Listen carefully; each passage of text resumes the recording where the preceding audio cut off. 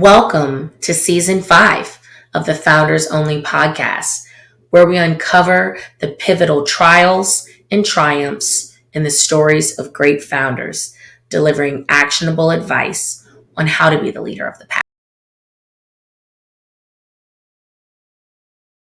I'm so excited to welcome William Sprakel as my guest today.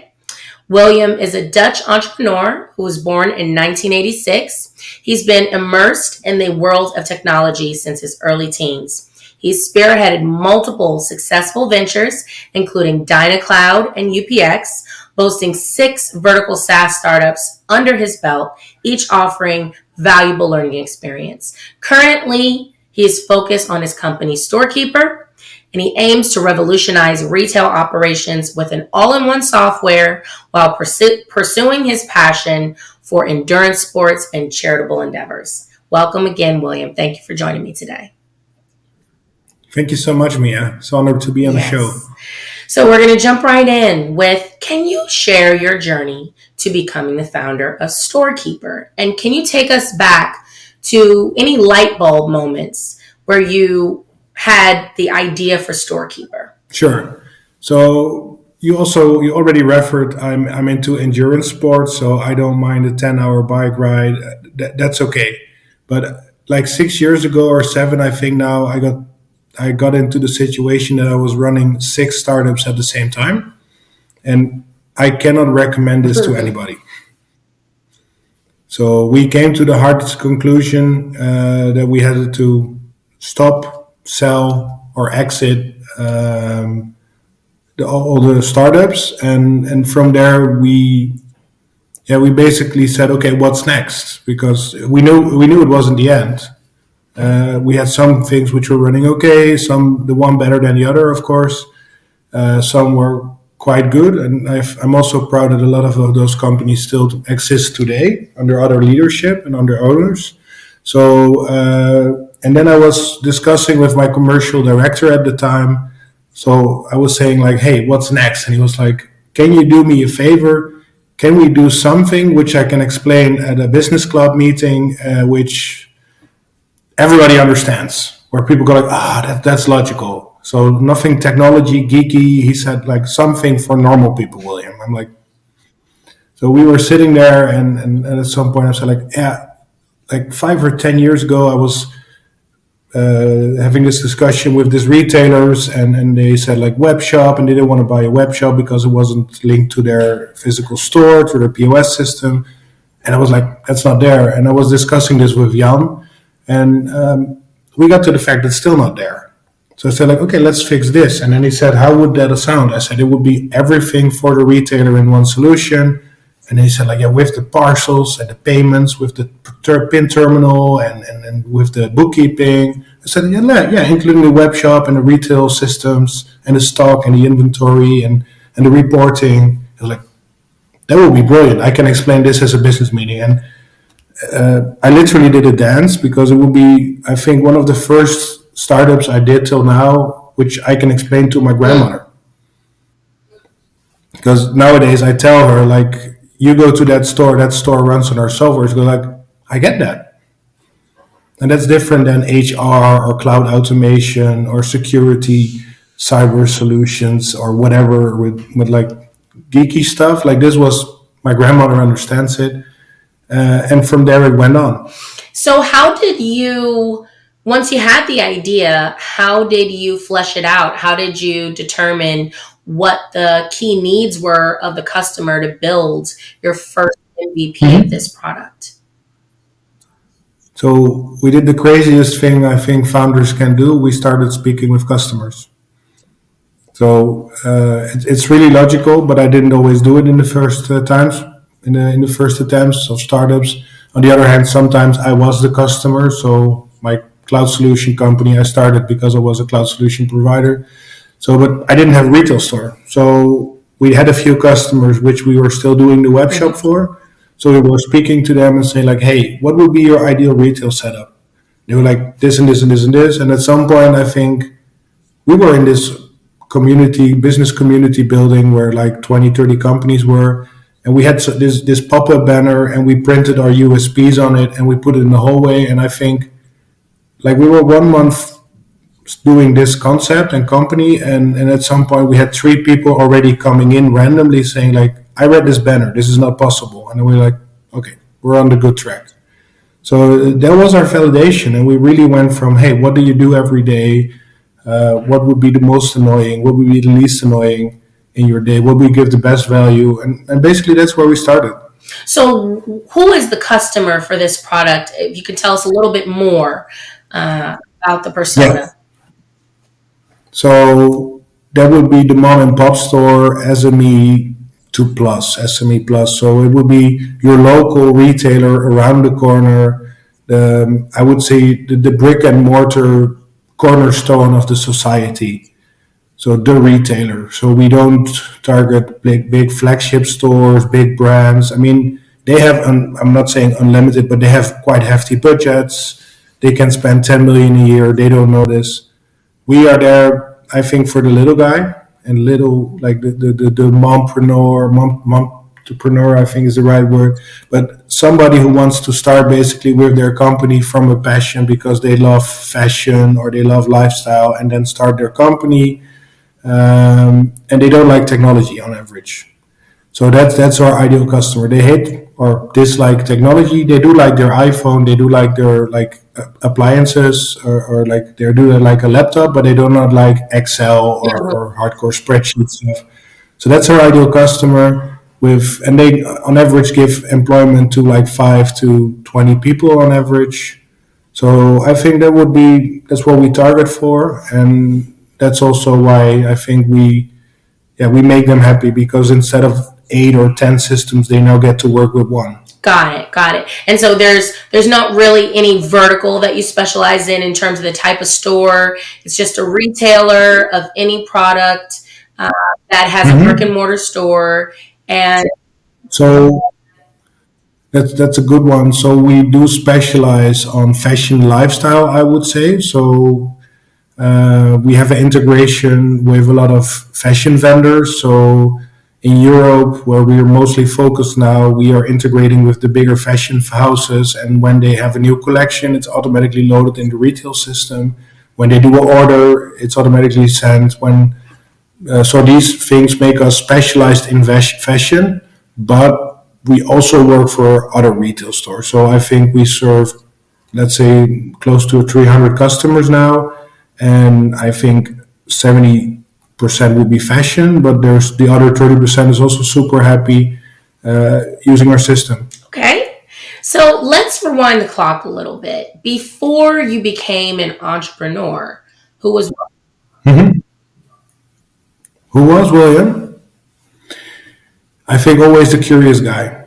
So I remember a story of my uncle when I was like age 5 or 6. We were camping, and there was this rec room, and there was this guy, what we call from animation squad. So they're put there to entertain the little kids. And I remember when the guy went like, yeah, you can ask me everything. And my uncle was there, and he was like already smiling. Oh, don't do that. Because he thought he will get a question on some, like, what does this character on the camping do, or whatever. No, I wanted to know how it could be that Jupiter and Mars were further from apart than what we could see, or some weird question. And the guy he had an error. And that was always my drive on every company I did, every project I did. It was when it could not be done, that's where I started liking it. So that's also my go word. If people say that's really hard or not possible, it's like, okay, no. Okay, then I'm gonna pull up my sleeves and get rocking. So William likes a challenge. Where did you grow up?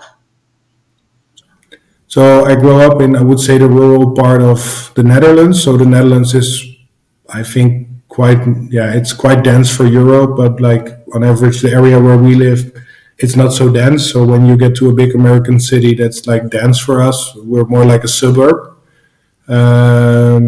So I was only introduced to the big city, like the Amsterdam region, the western part of the Netherlands, which is really dense for, I think in the age 11, 12 or something, maybe 13. And before that, I was more like the farm country. Like we, of course, had normal stores. You could pay with normal money, but yeah. So that's where I grew up, and also tried all schools there. And what were some of the hobbies that you had? How did you spend your time as a curious kid who liked a challenge? So I was writing stories, I think, if I'm correct. I was into gaming, of course, as a sort of IT guy slash. I also like playing outside, so I did soccer. I was never really like the sports type, so I think till 7, 8 years ago I was anti-sports. So when I did soccer, I just liked to play a ball. Um, yeah, I think going out, getting a beer, but mostly I think discovering stuff. So reading books. So not really going to school, or maybe going to school, not ever being in the class, but like this was always my story, like going into new stuff. And what about your parents? What did they do? So my mother did cleaning, and my father was earlier in electronics, construction, or like machine construction, and later on he became a teacher, so IT teacher. That's also how I got into contact with IT. So I think age 5 he brought home a computer. So that's 33 years ago. That's a long time. And he just put me on his lap, explaining me how Bash scripting works. And I was like, hey, I can do this and this and this on the computer. And then the computer, yeah, I was really into Lion King at that time, and this was in the time where we had floppy drives, like the small and the big ones. I could click a button, I could type Lion King, and it would start instead of doing all the commands. And it was my first programming. And that's what I really liked. I had a problem, I did a button, and then it moved something. And so, how do you know how your dad got involved in programming? Yeah, he never got further into programming from there, but yeah, basically they just needed a guy to set up IT education at the school he was working. So at that moment, it's like a long time ago, because there was a shortage of IT people, not a shortage of IT people, there was also a shortage of IT people, but there were construction people too much. Like that's not happening anymore in the world. Like there's always shortage of construction people, but at that time there were too much builders, too much painters, too much of everything who were handy. And then they needed to have different professions, and then they thought, okay, let's educate those people with IT. And then my father was tasked to set up the education. Yeah, and he did that quite well, I guess. So he taught himself programming? Yeah, yeah, I think not more like Windows administration, those type of things. Not really like programming, but more like configuration, how to set up Windows, Like networking. help desk So type.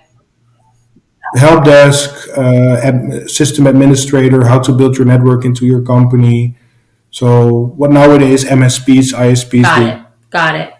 So, how did you arrive at becoming an entrepreneur? So, the first business you started, let's go back Hmm. there. How did you So decide that you were going to monetize this problem solving skill, this curiosity with a business? yeah, it sounds maybe a little bit weird, but I think I started when I was age Mm-hmm. 13. It never was about the money. It was just trying to Mm-hmm. help. So I think that's still my main goal. It's never about the money. I am more commercial than ever. I can reorganize companies nowadays. Maybe we get back into that later. I do restructuring. I don't mind nowadays, but it's just reprogramming as I call it. But in the early days when I was 13, I just wanted to build a website for people, and people needed a website, so I built a website. And that's how I got into it. This is like just helping people out, and yeah, doing it of course for a little bit of money, because I had a newspaper around, I think also when I was age 13. So I was liking to make some money, but I also was liking to help people, and I figured making a website trumps doing newspaper routes. Got it. So that's how I got into it, is just trying to help people and asking Uh money. huh. Uh huh. So, what's your superpower, William? That's, I think, hard to say for me, but I've been asking this to other people, like where would you when would you call me? And like I would say on average, when people are like, uh, when there's chaos, uh, or lack of motivation. I think those two, like I don't really do normal. I'm really not good at when it's all easy. So when there, so I think my superpower would be like on the area to inspire people or to reorganize shit. So I think from being a little bit chaotic myself, I experienced a lot of deadlines where I would say, too late. So I'm really good at fixing chaos because that's a superpower you develop when you create chaos yourself, and that's what I did for a lot of other people already. Like they were close to bankruptcy, and then we went back like, hey, how do we fix it? And willing to take the rigorous steps. So that's for me. It's the same as getting somebody ready for a 5K running game or something, or fixing somebody for not going bankrupt or refinancing a company. Like when it needs to get different, faster, better. Like that's what I like. I definitely agree that you have a knack for inspiring and motivating people. Definitely seen you do that. How do you Thank you. Sure. How do you approach building your personal brand while also growing your business?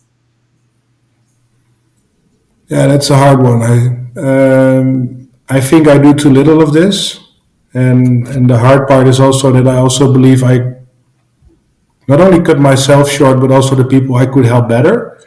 So I think it's one of the things I really want to double down on this year. I need to. So last year I did a 10-minute tactic. There already I thought, okay, from now on I'm going to work on my brand. And then of course other stuff happens, and I find it really hard to put myself first, even while I always tell you cannot help others before you help yourself, but it's always easier to tell it than do it, of course. So I think I need to work better on my personal brand. And I would say all help is appreciated on that area. What do you think needs to change specifically? What needs to be true for you to begin to start building your personal brand as a founder? I think at first I just need to do it. I need to find like a habit, of course, while doing it. I mean, I just started 75 hard again, and I was quite tough on myself because I didn't make day 72, which was like Oh my really. gosh. So then it was really hard to say like, yeah, I made it. No, I didn't make it, and no, I think it's just building the habit. That's I think the biggest, but also knowing where I want to get to. And I think the last one is maybe harder because if I set a goal and I get this back more and more, even when saying people like I just 2 weeks ago I did a marathon and like I forgot to prep, like, and then I prepped in 3 weeks, which is not advised. Um, and then I need got like people going like, yeah, if you put your mind to it, you get it done. So So I think it's more like defining where I need to go to would be the most important one. I think it's good that you've kind of already identified what your superpower is, because the superpower can help you kind of plan your content pillars, if you will, of what you're going to talk about on whatever platform you create for your personal brand. So if your goal is to motivate and inspire and help people navigate through chaos, right? With coming up with the proper habits to navigate chaos, then I think you kind of have a little blueprint there that you could explore on how to approach building your personal brand. And then, like you said, build the habits, figure out what those habits are that you need to integrate into your daily life or your weekly schedule, in order to make that happen. What are the things you need in place?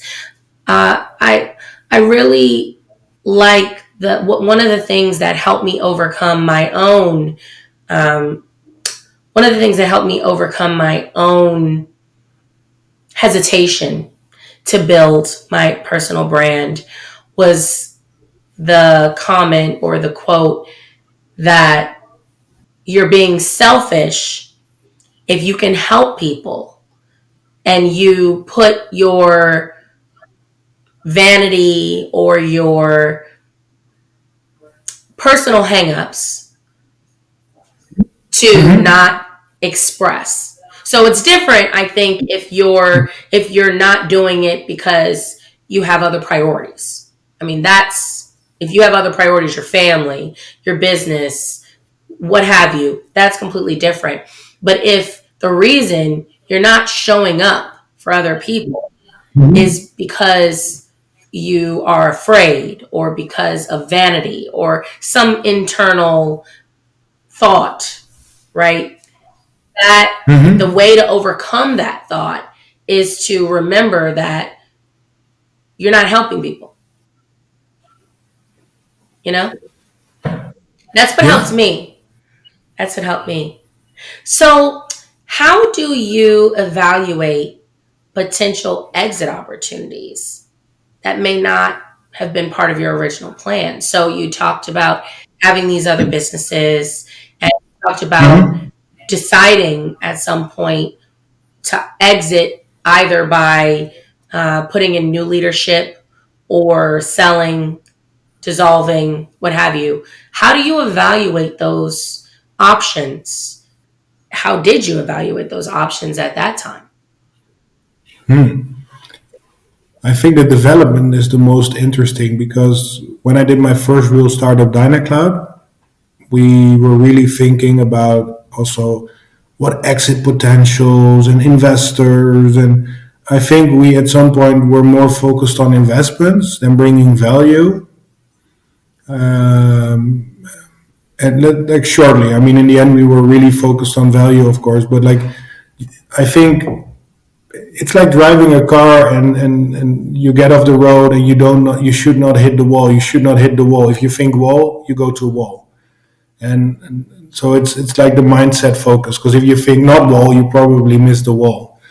And there, I really learned like thinking on where you want to go to really matters, and it also matters on your internal motivation, also in your inspiration to people you work with, and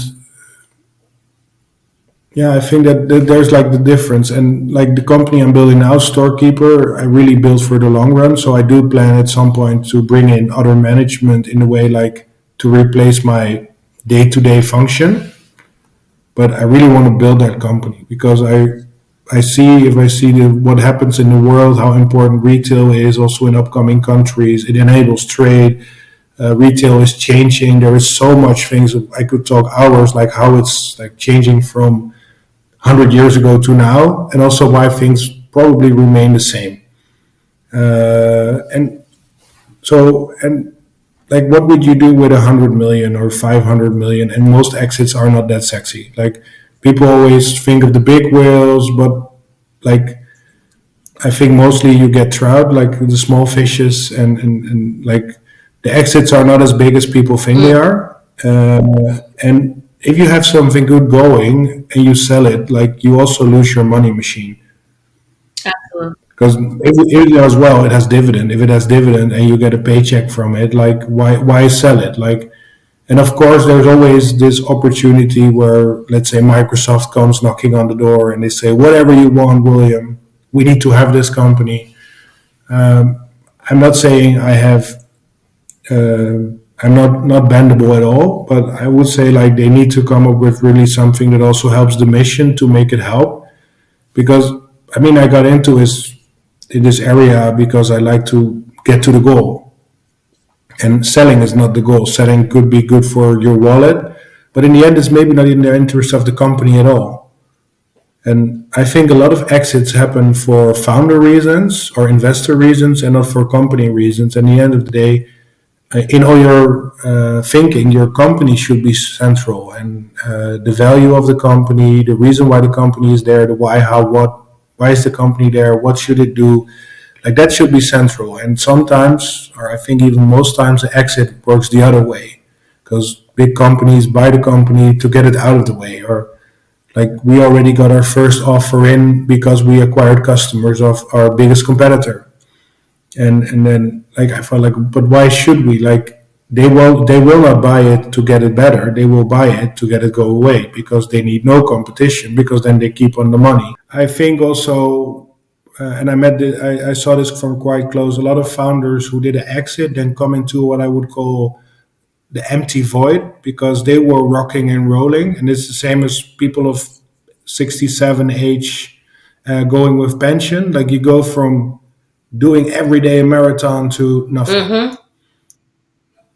I mean, those people either die, they get into self hurt. I mean, it never ends well because you're going from a rock and roll life, being it good or bad, to nothing. Yeah.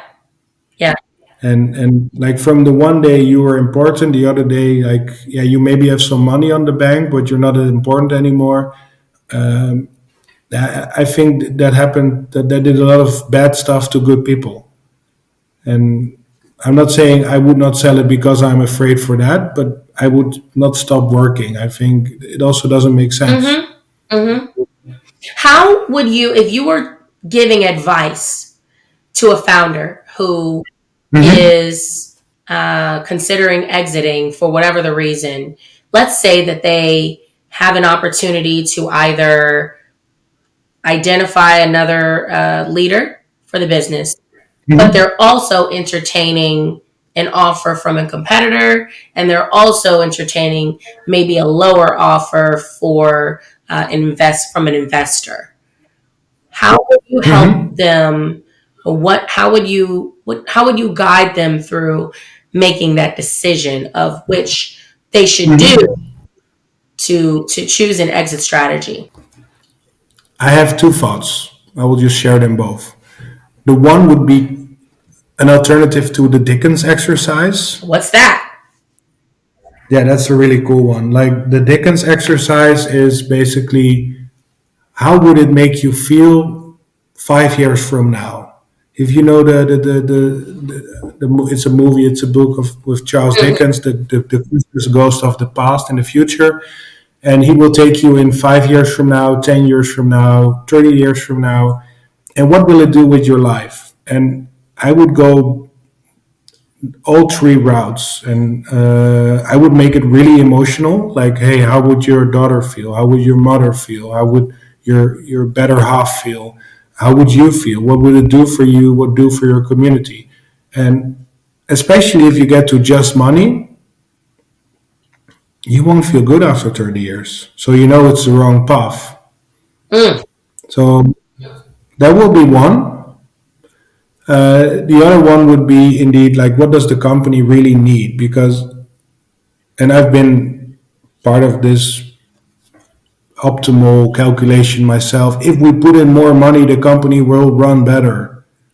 If your car does 100 miles an hour max, and you put in 20 liters of gas, or 30 or 40, it doesn't go faster.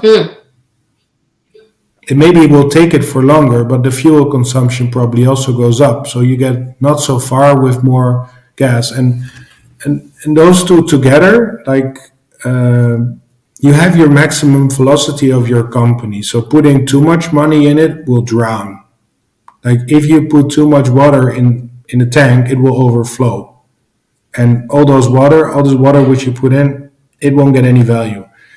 The same with a sale. Like, what will it do? What will it really do for the company? Because 9 out of 10, and I think 99 out of 100, this company which buys it won't make it better. If they were able to do what you did, they would have done it themselves.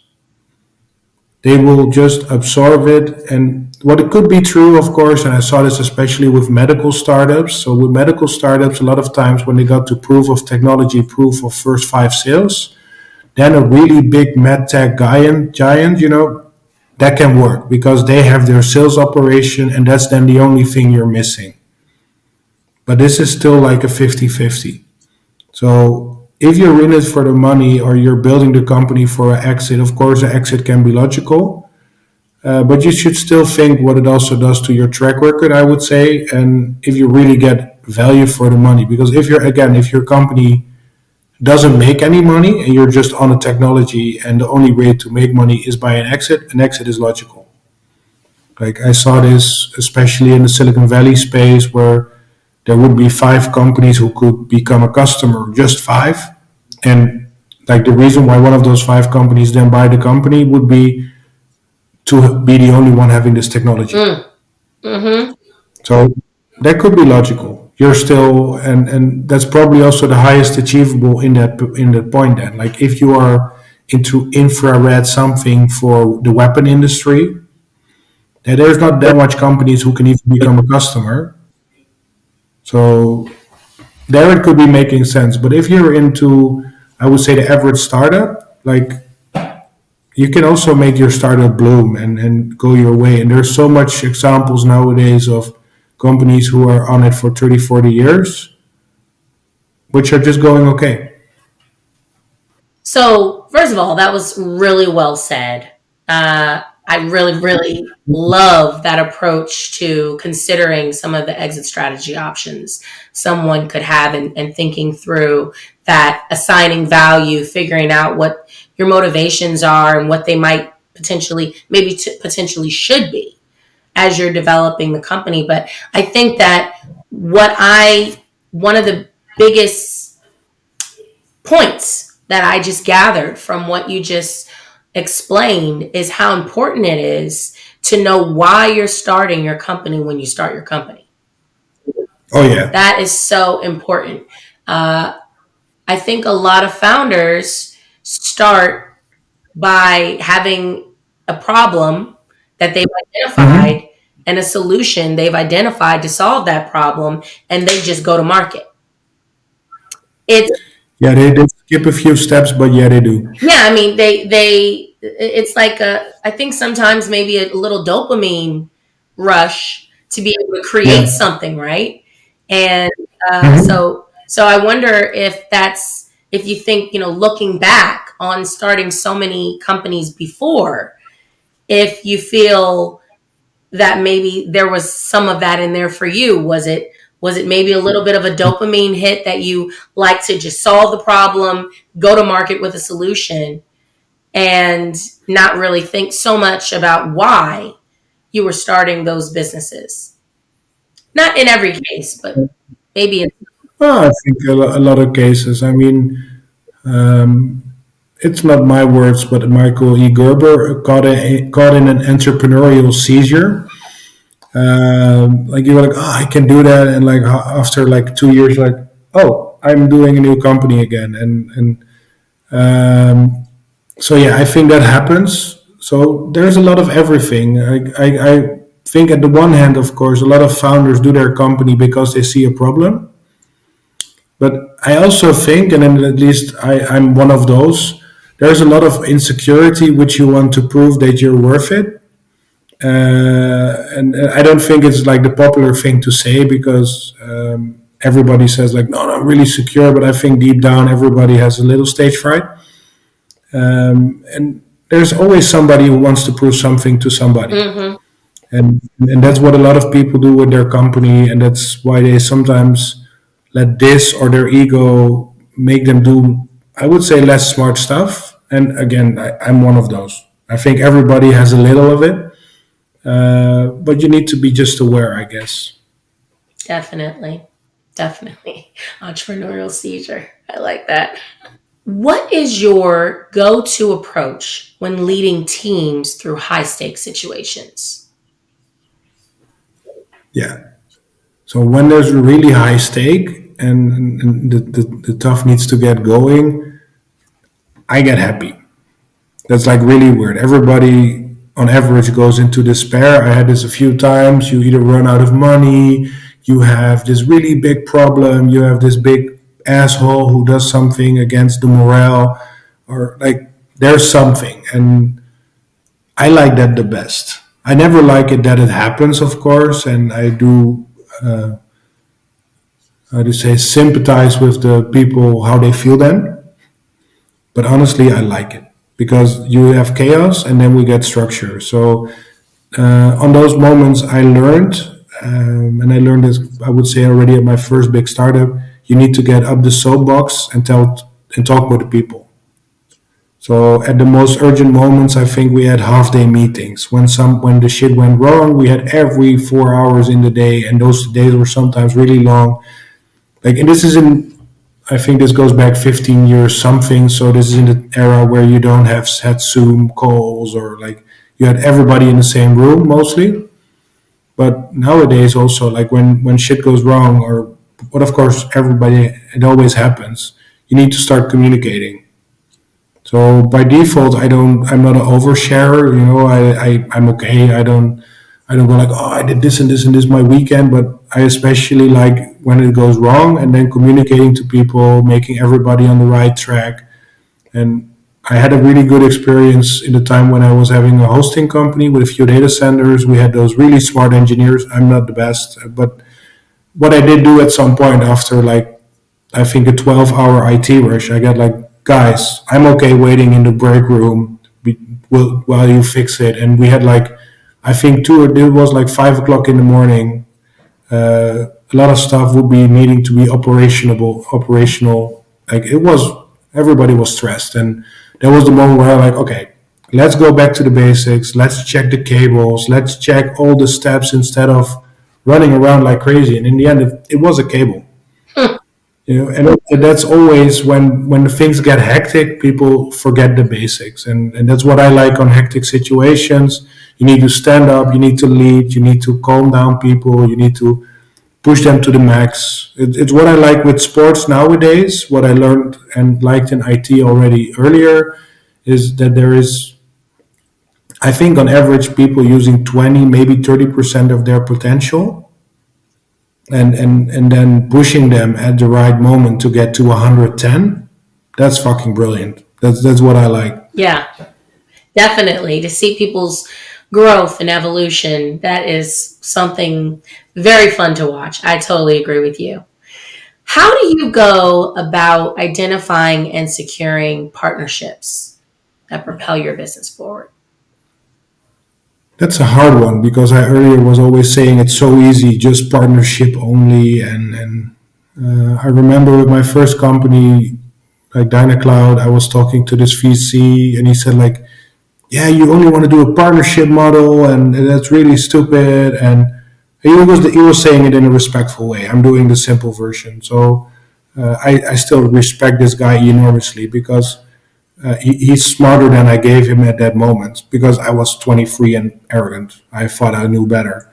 I was like, no, we don't need direct first. Like, we go, boom, we go to partners. And then he said like, yeah, but you need to have hands-on experience to know what you're doing. And I was like, no, that's old school, man. And then, like, I think 1 year down the line, we found out it's really hard, really handy to do stuff first yourself and then through a partner model.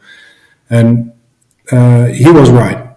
And so I do really like partners. And even with StoreKeeper, we made the boo-boo, we made the bad mistake doing too much with partners before knowing how it really works. And I found out partners really get annoying, and it's their best right when it's not partner ready. Mm. Like, it's the same as getting into a marriage or a relation. If you're not ready yet to commit to a relationship, you should not go into a relationship. It's the same with partnerships. So what does that look like? Let's explore that further. What do you need to know at minimum before you explore partnerships?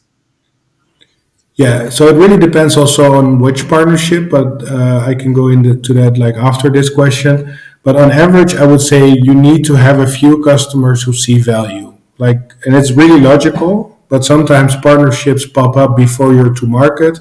Could work. It's really dangerous. It's scary. So I would say it's really wise to make sure you have concrete value, you have your ideal customer profile set, and you know what the partner adds to your story.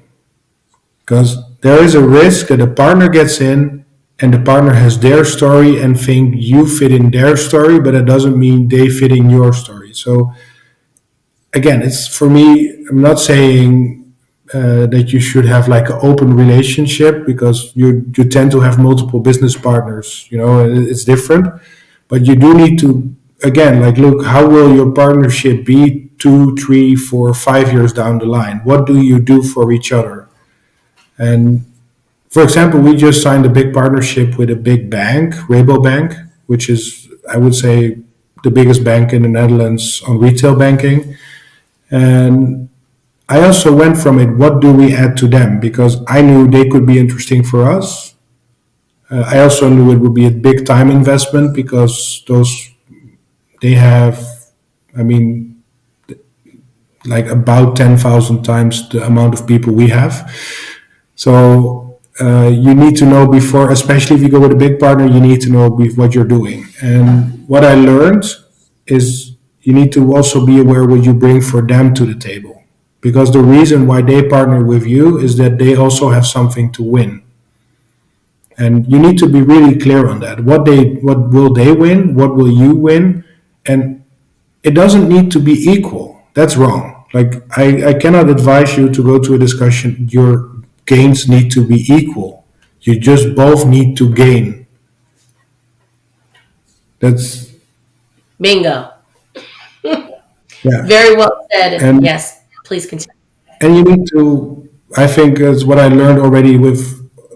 So I had a lot of learnings. I think in my DynaCloud era, and for example, we were talking partnership with Cisco, and Cisco is this humongous big company, and they were, I think, half an hour saying how they see us for SME market, and I just got annoyed, and looking backward, I'm ashamed. I shouldn't be, because what I didn't do, I didn't study what Cisco SME market is. Cisco SME means up to 2,500 people. Got it. And I got my SME, it means 50. There was 25. They basically just meant we could use you for everything except our top 10 clients. I'm like, when I understood it, I was like, oh yeah. So you really need to know what they get out of it, what you get out of it. And then again, I think there's also different partnership types. You have partnerships who sell you, who advise you. Those are already different. And there's also partnerships where you just recommend to each other, like they're a little bit open relations. So, but I always recommend like two things: make clear before you start what you both will get out of it, and get to an evaluation point and call it a pilot for the first 6 months, because a pilot dictates that you go evaluating. Because if you're saying we're married, then you're not evaluating anymore, because like you shouldn't do that during a marriage. But if you're saying like, hey, we're gonna date, and after 3 months we're gonna see if we're both still happy, that makes sense. So it's really making sure you don't start head over heels. So just as I would say, normally I would not bring a ring to my first date, but you also should treat it this way. You should court the other should also court you. And if this already is not happening, you're in bad water. And like not doing a partnership doesn't cost you anything. Maybe a little bit potential, but you can find new ones. Doing the wrong partnership could really hurt your business. Because if they bring in customers with your name and the customer is not happy, your brand get hurt. And if that company is a big one, you get gravity. They're big, you're small. Shit goes down. And it doesn't hurt the big one. You're the small one and you get the punches, and probably you won't even survive it. So where partnerships could be like humongous opportunities and you can ride them like great waves, you should always, I think, also be really aware that you're either are like equal leveled, or if one is bigger than the other, that you both at least gain. And again, doesn't need to be the same, but you both need to gain. Does that make sense? Definitely. So my question is, are there any strategies or tactics that or secret hacks you recommend to explore to figuring out what the partner will gain? I have this thought that some founders may be, or teams may be nervous to just ask. Would you suggest just asking the question, hey, what do you want to win? Oh yeah, I just ask. I'm by nature not so direct.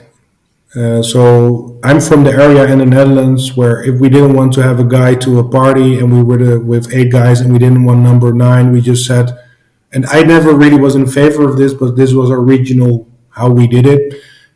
We would say, yeah, we're not so sure, and in the end, oh yeah, we forgot to call you. Like that. That's the way. That's the area I come from. They were like really polite and just working around it. And then I came to the western part of the Netherlands, and I was in this dorm house, and there was this guy who was saying like, "I'm going to the bar," and I'm like, "Oh, dude, I'm going as well." And he's like, "No, I'm going alone. I don't want to go with you." And I was like, and then I was shocked, I was like, there was so many questions in my head, and then I spoke to a friend of mine in the dorm room, and he said like in the dorm house, and he was like, "What's wrong?" I said like, "Yeah, Eric doesn't want to go drink with me." And he was like, "Okay, wait, I'll go to Eric." And then just Eric, he said like, "I just want to be alone. I just want to drink. I don't want anybody around me." And I'm like, "Ah, yeah, that's really honest, but sure, that makes sense now." Mm-hmm. Well, if he would be polite and let me go along, he would have a bad night. I probably would have a bad night because he just wanted to drink and I probably just wanted to talk. So I would say getting both intention. Of course, you can have a first meeting with a potential partner, but I would maybe more important. I would always do a step back. Like I always make how do you call it, this mind maps of what's around our ideal customer. So we did it with fashion customers, which we're now aiming for. We said like, hey, what do they do? How does their day look? They need to get their stuff, like their goods, their fashion apparel. They have rent, okay. Then they have a bank, makes sense. Then they have an accountant, makes sense. So we went through the list. Then they probably have a marketing agency, and basically by that we knew who our potential partners would be. And we also went for, hey, what is the gain of a fashion vendor?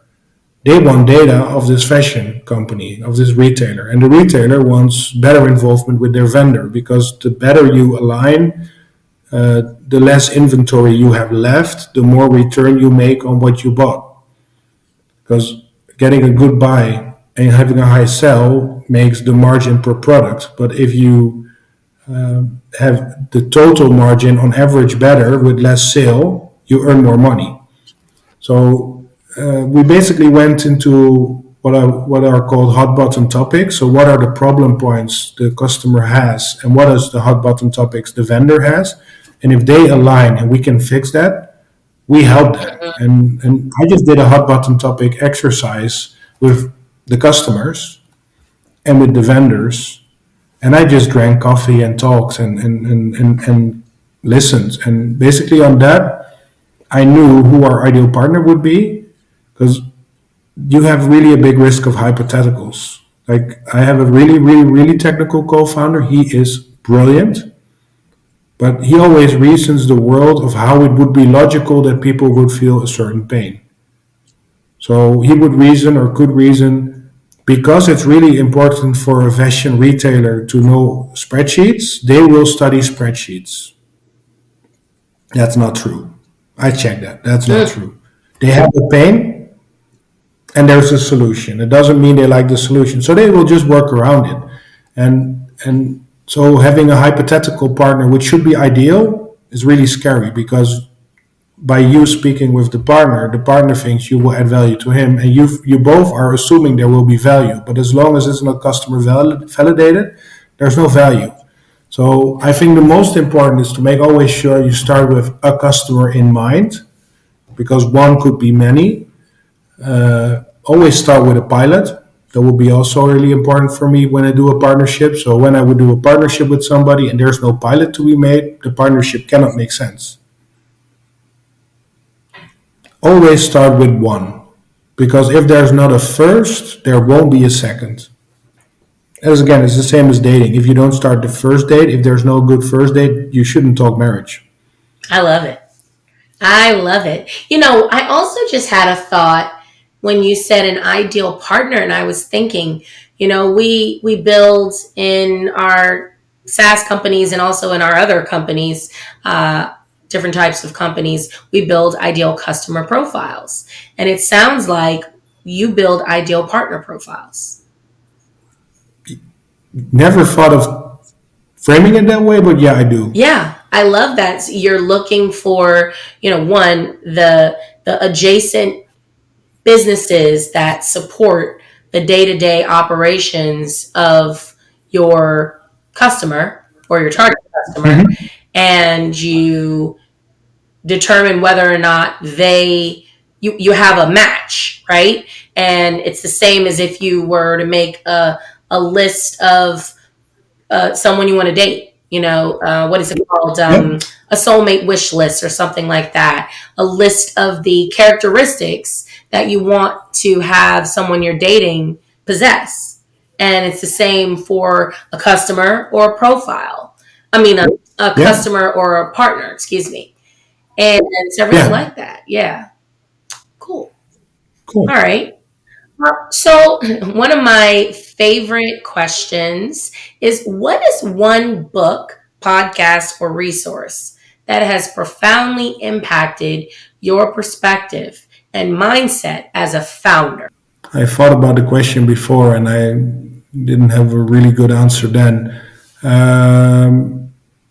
So I could say, I think one of the first books which really inspired me was from Wayne Dyer. I think there would be one. For sure, Tony Robbins, and there's like a list of books, I guess. Uh,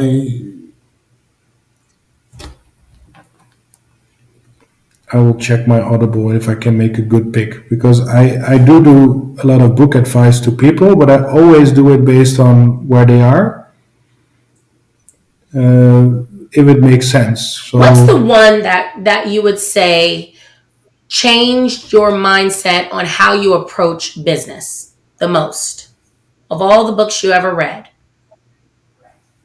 Or podcast that you continue. I think I will go for Unleash the Power Within from Tony Mm, Robbins. yes, And that is because it has stuff from Awaken the Giant Within and the Unshakable. So, and like, yeah, I think I will go for that one. And it is also because, talking about books, this book and Tony Robbins himself is fully inspired by Jim Rohn. So, by this book, I include everything Jim Rohn ever did. And what I also found out, and I'm not sure if I'm exceeding the topic, but it also includes the Bible there. mm, There is like so many parts in the Bible which are really like rehashed by Jim Rohn in some rule. Yeah, I found it out while making. I had a friend of mine, Wim. We were making a walk. We were discussing Jim Rohn, Tony Robbins, and I was like, "Wim, you know more about the Bible than I do. He almost knows, I think, every chapter inside out." I said, "Like, this is Corinthians, right?" He's like, he was like, "You're right." So I think a lot of knowledge is like really old and it needs to be rehashed because, and you're familiar with this. It's not what taught; it's what caught. So I earlier was really annoyed when people would reuse other people's wisdom and rehasp it. But after it, I saw the value because it's not about rehasping a message; it's about getting it delivered. absolutely. Absolutely. So, when it comes to spreading the word about StoreKeeper, what marketing strategies or tactics have really hit the mark for you? And this is hard for me to say because we it took way longer than needed. It's the partnerships with brands, accountants, media agencies, and we waited way too long with it. Like we should have done it earlier. So I think still not owning that one, I really don't like for myself, but that's also why we doubled down. So in some way, it's like overcompensating now. No, like working with the partners of our customers, like that's growth because You need to work with people who already have 100,000 of those, especially if you like moonshots. Like moonshots are only possible if you work with gravity and with orbit. And orbit and gravity are basically everybody who's already around your customer. Mm-hmm. I love that one. Yes. I love that. Orbiting around your customer. I love that. Huh. Where can people find you on social media, William? So that would be, I think, on Instagram and Facebook. So I'm not on X, or at least not really active. And I'm also not active enough, I think, on Instagram. So race season starts for me again. So the triathlon season starts, and I took for myself the mission to, from now on, at least make a picture from every training. So I'll do that from tomorrow on, and then people can follow the crazy shit I do. What's your handle on Instagram? That will be my full name, William Sprakel, and I think you can probably include it into the bio or the description. So yes, Sprakel is not the most English pronounceable name. Got it. William Sprakel on Instagram. Well, thank you so much. Thanks everyone for joining us today. I hope this conversation was as enlightening as it was for me, particularly about exit planning and partnerships. I think we uncovered a lot of gold nuggets today with William. So we'll see you in the next episode. Thanks everyone. Bye.